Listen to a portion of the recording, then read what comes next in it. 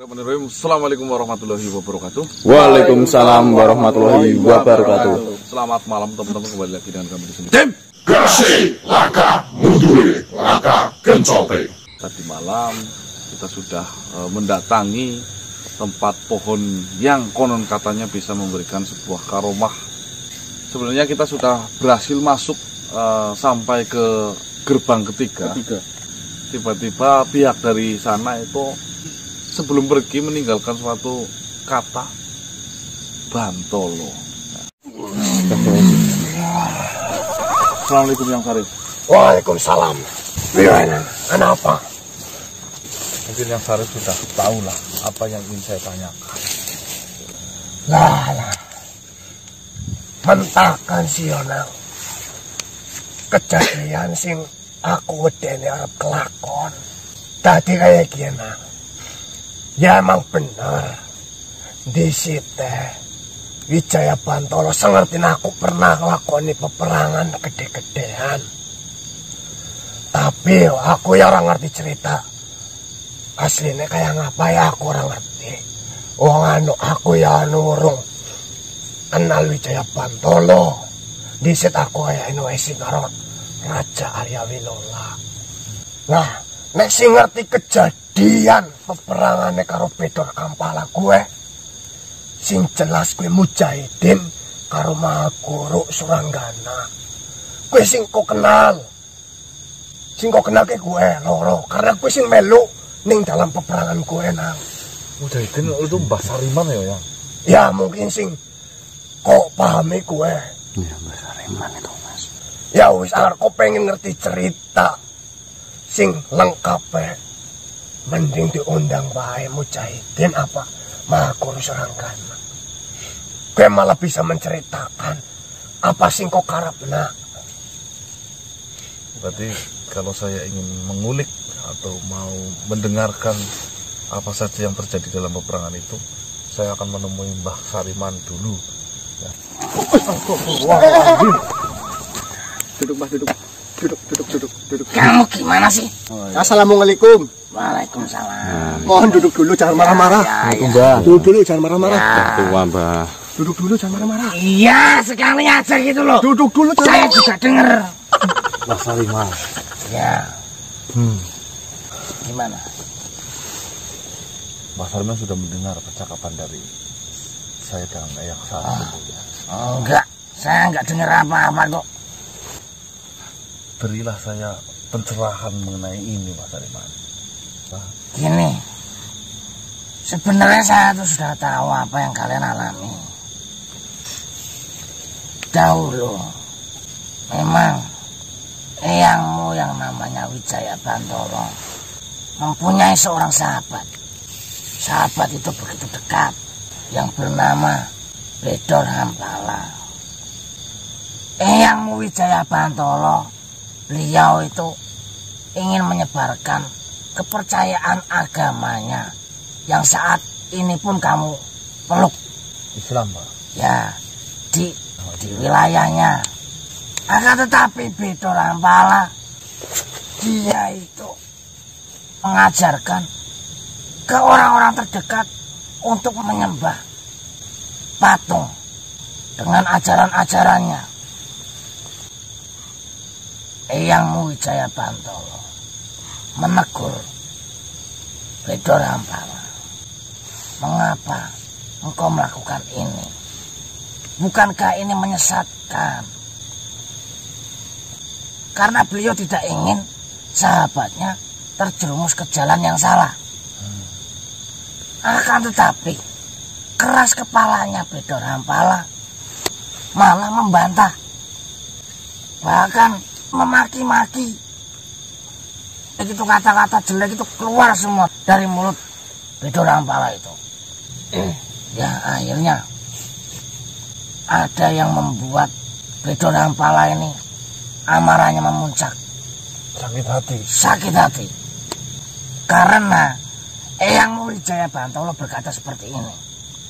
Wahai sahabatku, apakah engkau sadar yang kau sembah ini hanyalah sebuah patung yang terbuat dari batu. Sedangkan saya berjalan setiap hari ini menginjak sebuah batu. Apakah yang kau sembah ini setiap harinya saya injak-injak dan tidak ada respon apapun? Sadarlah. Bedor Ampala seketika langsung menyerang Eyang Wijaya Bantolo. Pasukan Wijaya Bantolo tidak terima dan sebagian memanggil pasukan yang lainnya. Salah satunya saya terlibatlah di peperangan itu karena membela Eyang Wijaya Bantolo di jalan kebenaran. Peperangan besar tidak terelakkan, tidak bisa dirundingkan, dicari jalan tengahnya tidak bisa, pecah di situ. Peperangan terjadi 5 hari 5 malam tanpa henti. Korban banyak berjatuhan. Saya akui pihak kita memang kewalahan menghadapinya. Bisa dibilang jika Bedor Ampala tega pada waktu itu, mungkin saya tidak akan ada di sini. Kita semua diempas oleh pasukan Bedor Ampala tanpa ampun. Pasukan Eyang Wijaya Bantolo ditangkap, digantung, dipotong. Sangat keji memang.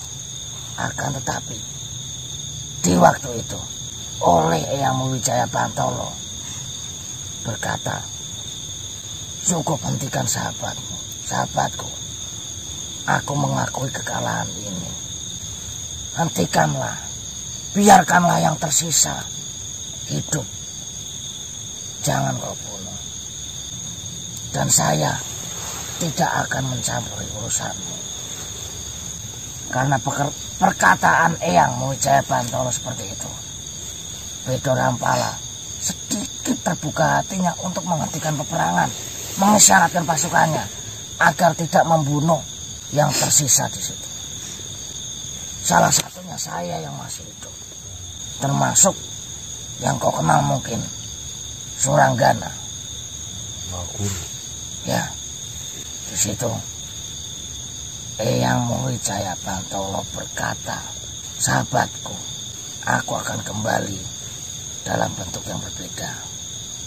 Itu kata-kata terakhir yang saya ingat. Nah, sekarang engkau mencampuri urusan Bedor Ampala. Perkataan Eyangmu itu terjawab di waktu ini.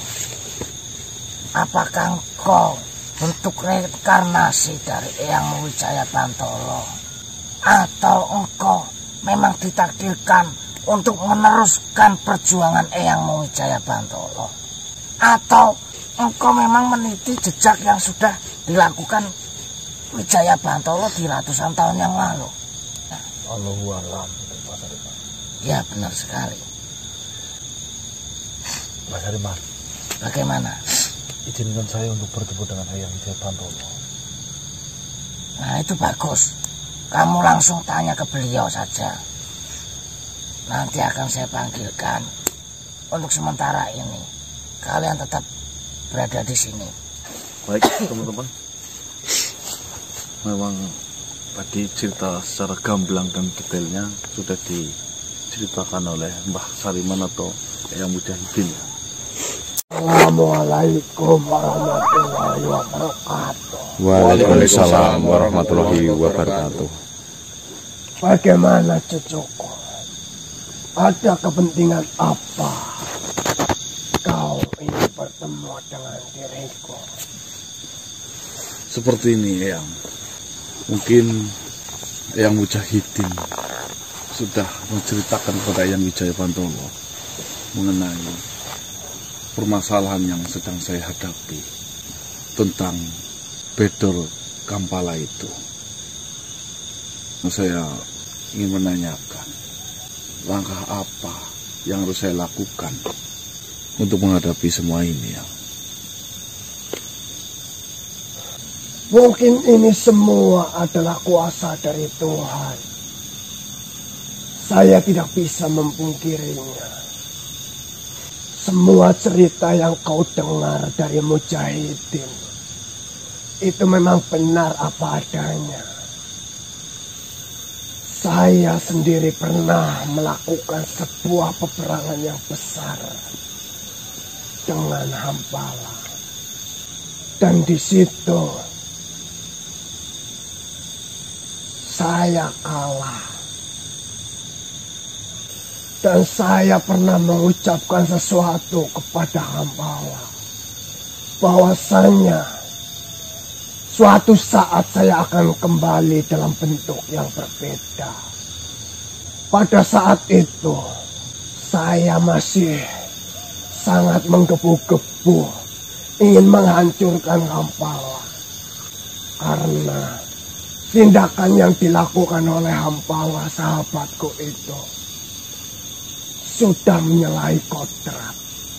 Dan sekarang Hampala malah memanfaatkan sebuah pohon agar manusia-manusia meyakini bahwasanya pohon itu mendapatkan sebuah karomah dari Tuhan. Itu adalah perbuatan yang sangat melenceng.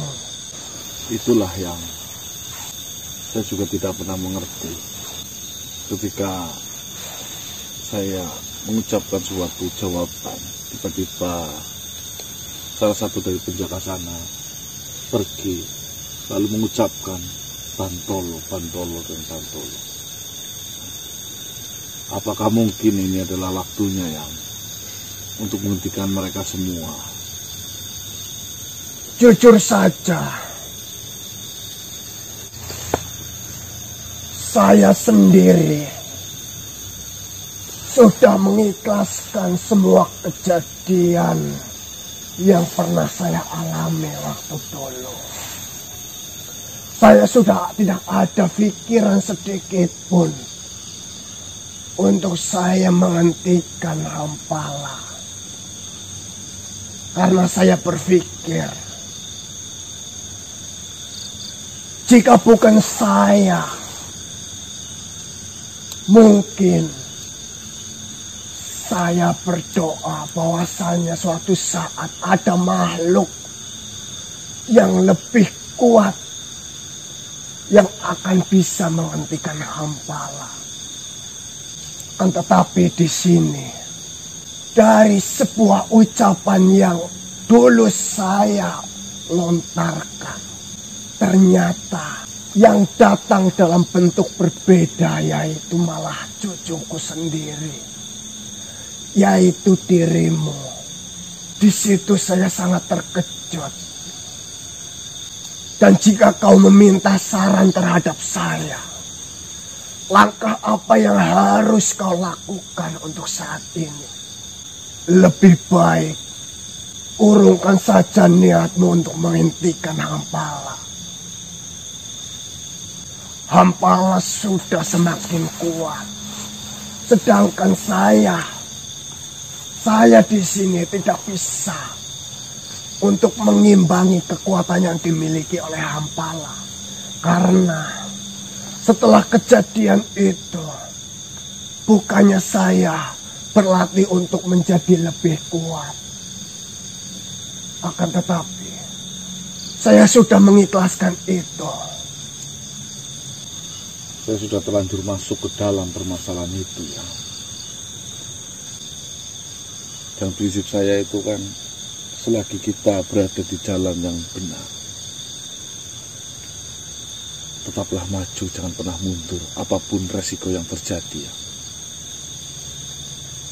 Saya tahu maksudmu, Jo. Saya tidak meragukan lagi kegigihan yang ada di dalam dirimu itu. Saya tidak meragukan lagi tekad yang ada dalam hidupmu. Akan tetapi di sini situasinya berbeda. Justru dari perbedaan itu mungkin yang kita bisa menghentikan si Hampala itu ya. Jujur saja, saya memerintahkan dirimu untuk menghentikan ini semua. Jangan kau lanjutkan apa yang sudah ada di depan mata yang berurusan dengan Hampala. Saya sangat menyayangimu. Sedikit pun saya tidak ingin kehilangan dirimu. Karena di sini apa? Hampala pasti sudah menyiapkan banyak hal. Karena Hampala mengingat bahwasannya akan datang saya dalam wujud yang berbeda. Jadi tentunya Hampala sudah menyiapkan banyak hal. Sedangkan di sini saya tidak menyiapkan apapun, cucuku. Daripada kau datang hanya untuk melukai dirimu, kau datang hanya untuk mempersembahkan nyawamu saja. Saya tidak rela. Lebih baik kau hentikan. Jika suatu saat saya masih diberi umur, biarkan saya saja yang menghancurkan Hampala. Saya tidak mau kau ikut campur dalam urusan ini. Karena saya tahu seberapa kuat Hampala, seberapa kecilnya Hampala. Kembali lagi yang kepada pedoman yang kita pilih dari dulu. Selagi kita berdiri di jalan yang benar, Tuhan akan mempermudah jalan kita. Saya menyadari, saya pun saat berusia seperti dirimu, saya memiliki watak yang sangat sama dengan dirimu. Jika memang menurut saya itu hal baik, saya tidak memikirkan apapun. Tapi sekarang saya berbeda, cucuku. Jadi, jika kau mau meminta izin agar kau dapat menghentikan Hampala sampai kapanpun, saya tidak akan memberi izin itu, cucuku. Apakah yang tidak rela jika memang saya harus mati di jalan yang benar seperti itu? Untuk saat ini, saya tidak rela. Sebenarnya saya mempunyai unek-unek satu dalam hati saya yang apa itu? Yang membuat saya ini sangat ingin terjun langsung dalam permasalahan ini ya. Tadi siang saya tidur, itu saya bermimpi ya. Mungkin yang bisa menafsirkan hidup saya.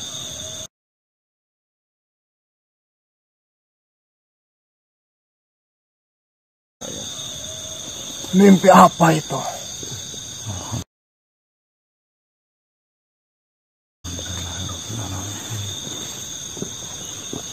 Saya dimimpiin, saya berada di suatu rumah yang sangat megah. Yang Pantolo berbalik badan, Mas. Di pojokan rumah depan, saya melihat suatu pohon berbuah sangat lebat dan berwarna yang sangat menggoda. Pohon itu adalah pohon jeruk yang kuning menggoda, dan siapapun ingin mengambil dari buah itu. Akan tetapi setelah saya pandang pohon itu dari dalam rumah yang sangat megah itu, tiba-tiba ada seekor babi. Babi itu memakan buah-buah dari pohon jeruk itu sampai habis dari tangkai sampai ke pohonnya. Tidak lama berselang waktu, dari dalam rumah itu saya melihat ada seekor harimau yang menghampiri babi itu, lalu memakan babi itu. tidak tersisa apapun.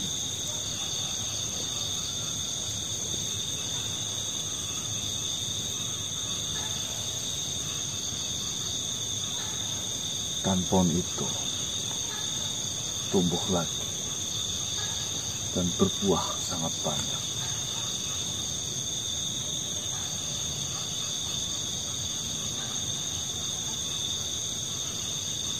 Apakah yang tahu arti dari mimpi itu? Jujur saja, saya sedikit paham mengenai sebuah tafsir mimpi. Mimpi yang kau alami sebenarnya adalah mimpi yang sangat bagus. Akan tetapi, akan lebih jelasnya, bisa kau tanyakan mengenai tafsir mimpi yang kau alami kepada sahabat saya.